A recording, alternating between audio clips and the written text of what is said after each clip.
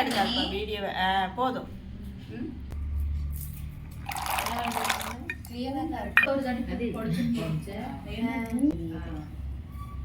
Cut பண்ணி எதுக்கு வறுக்கிறீங்க? என்னென்ன போட்டு வறுக்கிறீங்க? சுண்டக்காய் குழம்புக்கு. சீரகம், மிளகு, வெந்தயம், மிளகு, வரமிளகா, கருவேப்பிலை, வெங்காயம் வணக்கி எடுத்துக்கிறீங்களா?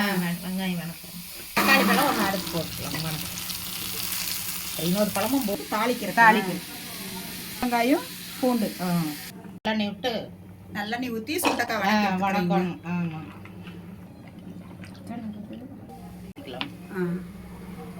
வணக்கி எடுத்தாச்சு. நல்லெண்ணெய் விட்டு நல்லா வணக்கிட்டீங்களா? நல்லா வணக்கிட்டோம். கடுகு போடணும். வெந்தயம்,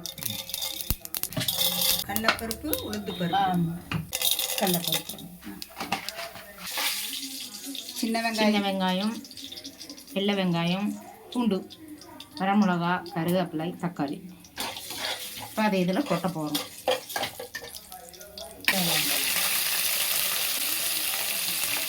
தக்காளி போட்டுக்கலாம். வணங்கிருக்கி.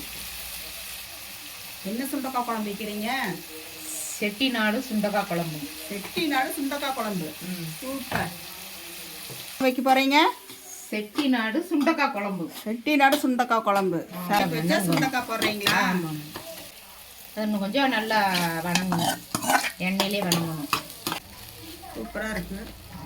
சுண்டக்காய் குழம்புக்கு உண்டான மசால் பாருங்க. இதெல்லாம் முதல்ல வறுத்து வச்சது. இது கொஞ்சம் தேங்காய் போட்டுக்கலாம். அவ்வளோதாங்க. அது முதல்ல அரைச்சி எடுத்துட்டு வந்துக்கிறோங்க. மசாலா அரைச்சாச்சு பாருங்க. அரைச்சி மசாலா போடுறீங்களா? கரைச்சி வச்சு புளி ஊற்றிக்கலாம்.